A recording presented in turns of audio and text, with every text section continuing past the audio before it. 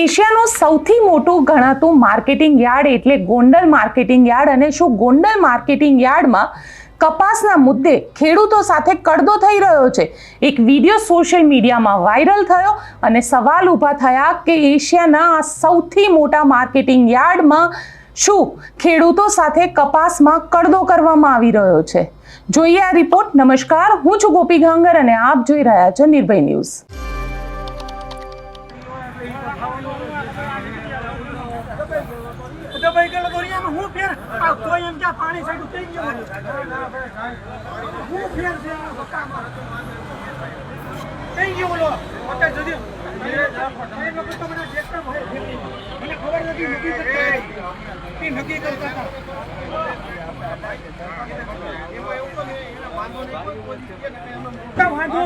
એક ખેતર નો કપાસ છે હજી હું તમને કહું અને એને ન જોતી તો હું પાછો લઈ જાઉં તો પછી હું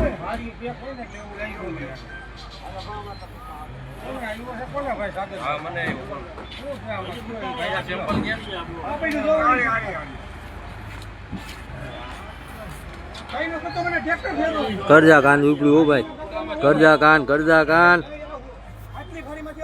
જોઈ જો આપણું લોસો કાઢતો નહીં. તો મારે સળગાઈ દેવી ગાડી આખી.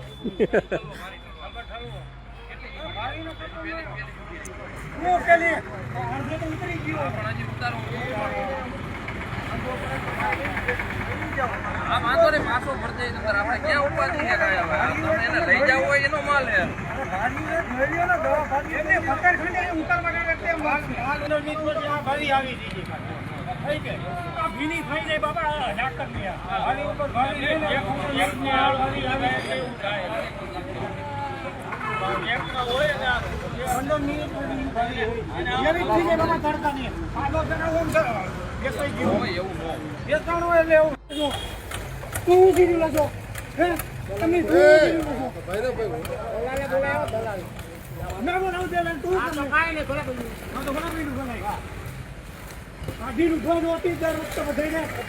દલાલ ને બોલાવી લે. તને એક ઓટો કીધું અમારી ધડકનમાં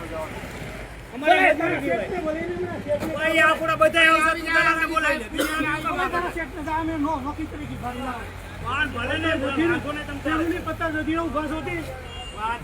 બોલાવી નથી કેતો.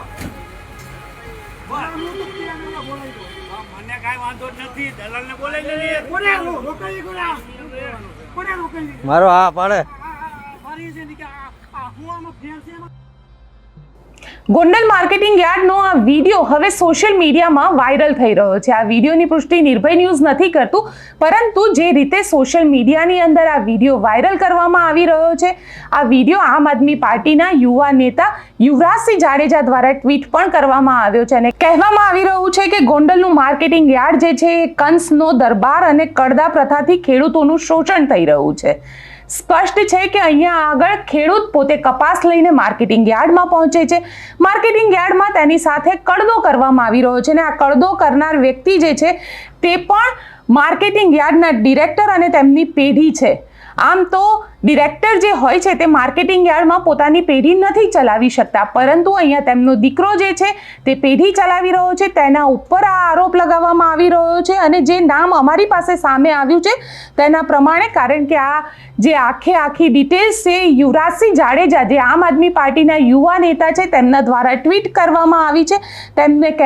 તેમના દ્વારા કહેવામાં આવ્યું છે કે રોનક ટ્રેડર્સ જે આક્ષેપ લગાવવામાં આવ્યા છે તે ડિરેક્ટર જીતુ જીવાણીના પુત્ર દ્વારા જે પેઢીની વાતો કરી પેઢી વતી કડદો કરવામાં આવી રહ્યો છે. ખરીદીમાં ગેરરીતિ ગોલમાલ કરીને ખેડૂતોના માલના ભાવમાં અન્યાય કરવામાં આવ્યો છે.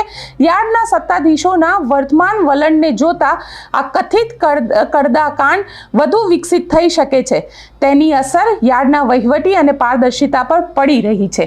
અહીંયા સવાલ ઊભો થઈ રહ્યો છે, કારણ કે જે ગોંડલ માર્કેટિંગ યાર્ડ છે, ગોંડલ માર્કેટિંગ યાર્ડના ચેરમેન તરીકે ભારતીય જનતા પાર્ટીના રાજકોટ જિલ્લાના પ્રમુખ અલ્પેશ ઢોલરિયા છે. તે જ અહીંયા આગળ બધો વહીવટ કરે છે અને આ વહીવટ જ્યારે તેમની સાથે મેં વાત કરી હતી ત્યારે તેમને કહ્યું હતું કે ગોંડલ માર્કેટિંગ યાર્ડની અંદર જે વહીવટ કરવામાં આવે છે બિલકુલ પારદર્શિતાવાળો વહીવટ કરવામાં આવે છે. અહીંયા ખેડૂતો સાથે ક્યારેય કડદો નથી થતો, પરંતુ હવે આ જે કડદો થઈ રહ્યો છે તે પ્રકારના આરોપ લાગ્યા છે. સોશિયલ મીડિયા ઉપર આ વિડીયો જે છે તે હવે વાયરલ થઈ રહ્યો છે, એટલે અલ્પેશ ઢોલરિયા આખા મામલે હવે શું કહેશે તે પણ જોવાનું રહેશે. આપણી સાથે અત્યારે અલ્પેશ ઢોલરિયા જોડાયા છે. અલ્પેશભાઈ, તમારા માર્કેટિંગ યાર્ડનો એક વિડીયો વાયરલ થઈ રહ્યો છે કે ખેડૂતો સાથે કડદો થઈ રહ્યો છે, એને લઈને આપનું શું કહેવું છે? બેન, 2021-22 માં ને ત્યારે મેં આ પ્રથા રદ કરાવી હતી. પછી મેં શું કરાવ્યું, તકલીફ તો થવાની જ હોય, રોજ 1-2-3 વાર એવું બનતું હોય, તો મેં માર્કેટિંગ યાર્ડના એક ઇન્સ્પેક્ટરની ત્યાં નિમણૂક કરી દીધી છે. કોઈ ખેડૂતને વેપારી એમ બોલે કે મારો માલ નબળો છે, આનો માલ નથી ચાલે એમ, એટલે ખેડૂત હોય વેપારી હોય ને ત્યાં માર્કેટિંગ યાર્ડનો ઇન્સ્પેક્ટર આવે. માર્કેટિંગ યાર્ડના ઇન્સ્પેક્ટર આવી અને એ જોવે અને એને બોલે, જો આ બનાવ કાલનો હતો, એમાં આજે ખેડૂતનું ઇન્ટરવ્યુ લેવાયું છે, એમના વેપારીનું ઇન્ટરવ્યુ છે, એના કમિશન એજન્ટ ભાઈ હોય ને એ ત્રણેયને બોલાવીને એનું ઇન્ટરવ્યુ કરાવ્યું કે એક ભારી એટલે લગભગ 40 કિલો કપાસ નબળો હતો, એને સાઈડમાં મુકાવ્યો, બાકી 1 પણ રૂપિયો ખેડૂતનો કાપ્યો નથી.